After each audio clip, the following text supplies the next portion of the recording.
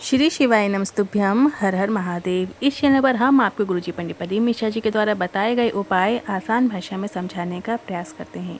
इस वीडियो में हम जानेंगे डोल ग्यारस कब है, इसे कैसे मनाया जाता है और यदि इस दिन व्रत किया जाता है तो किस तरीके से व्रत रखने से पूरा फल प्राप्त होता है। साथ ही डोल ग्यारस में किए जाने वाले विशेष उपायों की जानकारी भी आपको इस वीडियो में प्राप्त होने वाली है।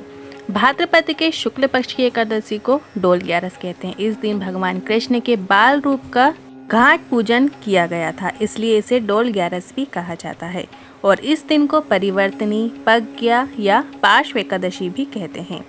तो जान लेते हैं डोल ग्यारस की तिथि प्रारंभ कब हो रही है। तो 3 सितंबर 2025 में सुबह 3:53 से ये तिथि प्रारंभ हो जाएगी और इसकी समाप्ति 4 सितंबर को रहेगी 4:21 पे। अब जान लेते हैं डोल ग्यारस का क्या महत्व है। इस दिन भगवान कृष्ण के बाल रूप बाल मुकुंद को एक डोल में विराजमान करके उनकी शोभा यात्रा निकाली जाती है।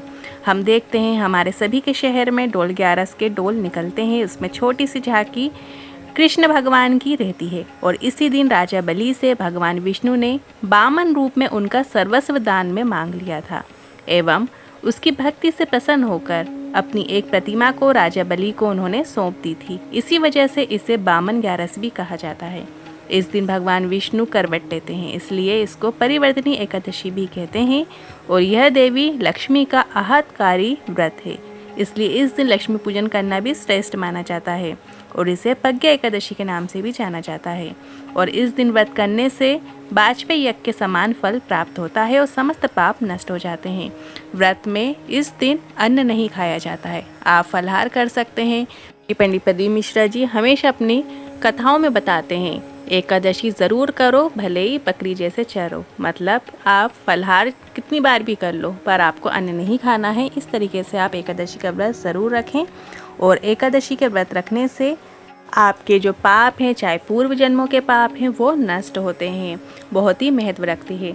अब जान लेते हैं इस दिन किए जाने वाले विशेष उपाय की ओर। एकादशी के दिन आप पहली बात तो आपको यह ध्यान रखना है कि आपसे किसी भी प्रकार की वृक्ष की पत्ती ना टूटे। जो व्रतधारी होते हैं, जो व्रत रखते हैं, इस दिन आपको पत्तियां नहीं तोड़ना है, फूल नहीं तोड़ना है, कोई भी वृक्ष का कुछ भी आपको नहीं तोड़ना है। अब इस दिन किए जाने वाले गुरुजी पंडित प्रदीप मिश्रा जी के द्वारा बताए गए उपाय जान लेते हैं। अगर आपकी कोई नौकरी नहीं लग रही है, नौकरी प्राप्ति के लिए गुरुजी ने ये उपाय करने को कहा है। साथ ही सफलता के लिए आप ये उपाय कर सकते हैं, या किसी इंटरव्यू में जा रहे हैं, परीक्षा में सफल होना चाहते हैं, तब भी आप ये उपाय कर सकते हैं। या धन प्राप्ति के लिए भी आप इस उपाय को कर सकते हैं। इस उपाय को करने के लिए आपको एक कलश में गंगा जल ले लेना है। यदि आपके पास गंगा जल पर्याप्त मात्रा में नहीं है तो एक कलश जल लीजिए, उसमें 2 बूंद गंगा जल की डाल लीजिए। फिर आपको बेलपत्र लेना है, 7 बेलपत्र लेना है, जिसके पीछे का जो डंठल है वो आपको तोड़ के रखना है। इसके बाद आपको वो बेलपत्र उस जल कलश के अंदर पत्ती वाला भाग डुबो लेना है और जो डंडी वाला भाग है वो अपने जल कलश में ऊपर की ओर रखना है। इस तरीके से 7 बेलपत्र आप उसके अंदर रख लीजिए और फिर आपको शिवालय जाना है। जब आप जल कलश लेकर शिवालय जाएं तो ध्यान रखिए जो शिवालय की देहरी है उसको प्रणाम करना है। उस पर कभी भी भूल से भी अपने पाँव ना रखें, इस बात का ध्यान रखना है। हमेशा शिवालय की देहरी को लांग कर ही जाना चाहिए। फिर जो जल कलश में आपने बेलपत्र रखी है, जो जल है वो जो गंगा जल है वो आपको कलश का जल है वो पूरा आपको नंदी महाराज का उठा हुआ जो चरण होता है उसमें समर्पित कर देना है। श्री शिवाय नमस्तुभ्यम बोलते हुए कलश का पूरा जल आपको नंदी भगवान के उठे हुए चरण पे समर्पित कर दीजिए।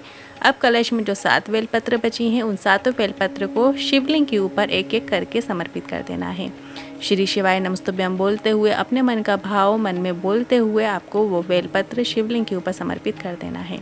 ध्यान रखिए आप जहाँ से भी बेलपत्र अर्पित कर रहे हैं वो आपसे जो डंडी का भाग है बेलपत्र की वो आपसे ठीक विपरीत दिशा में होना चाहिए, या फिर आप जलाधारी की ओर करते हुए भी बेलपत्र अर्पित कर सकते हैं। इस तरीके से श्री शिवाय नमस्तुभ्यम कम से कम वहाँ बैठकर 11 बार बोलिए, या 21 बार बोलिए, या 108 बार बोलिए। ऐसा ज़रूर आपको नाम जाप ज़रूर करना चाहिए, या शिव नाम लीजिए, राधा नाम लीजिए, जो नाम में आपकी प्रीति हो वो नाम ज़रूर लीजिए। नाम जाप का विशेष महत्व होता है। और अपनी कामना करके और जो मंदिर की देहरी होती है वहाँ पे या तो अपनी 3 उंगलियों से उसको स्पर्श करते हुए अपने मस्तक पे लगा लिए। ऐसा करने से भी जो आपके ललाट पे विपरीत रेखाएं होती हैं वो सीधी होने लगती हैं। हमारे जो ग्रह हैं वो हमारे अनुकूल होने लगते हैं। आपकी कुंडली में वो विपरीत प्रभाव नहीं डालते हैं। मंदिर की देहरी का बहुत विशेष महत्व है। तो आप वो जब शिव देहरी को प्रणाम करें तो अपनी 3 उंगली से मस्तक पे अपनी ज़रूर लगाइए या अपना मस्तक शिव देहरी पे ज़रूर टिकाइए। ऐसा ज़रूर करना है। ये उपाय बहुत ही सरल और आसान है, ज़रूर करके देखिएगा। अब बढ़ते हैं अगले दूसरे उपाय की ओर। यदि घर में एक कमाओ सवा खर्च होता है या जो पैसा घर में आ रहा है वो बीमारियों में जा रहा है, एक बीमारी से जैसे ही ठीक होता है तो दूसरा बीमार पड़ जाता है, इस तरीके से घर में बीमारी बनी ही रहती है, या फिर घर में परिवार के सदस्यों में आपस में प्रेम नहीं है, तो तब भी आप ये उपाय कर सकते हैं। इस उपाय को करने के लिए आपको अपने घर के रसोई घर से एक कलश जल ले लेना है। तांबे के कलश में जल ले लीजिए और इसके बाद आपको वो जल ले जाकर शिवलिंग पे अर्पित कर देना है। श्री शिवाय नमस्तुभ्यं बोलते हुए अर्पित कीजिए और 3 बार स्वधा स्वधा स्वधा बोलना है। स्वधा जो है वो पार्वती जी की नानी जी हैं।